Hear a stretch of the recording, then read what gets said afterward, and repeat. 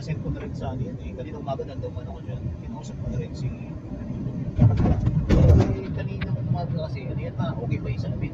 Nasa taas pa. Pero siguro mga bandang, after 30 minutes, bumagsak na siguro. Pero nakaparikada naman yan. Late pa.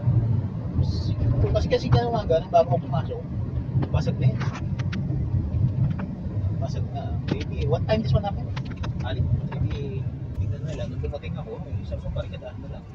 Tapos bumagsak. Tapos siguro bumagsak siguro mga bandang 8:20. Ganun siguro. Kasi naglabas ako mga bandang mga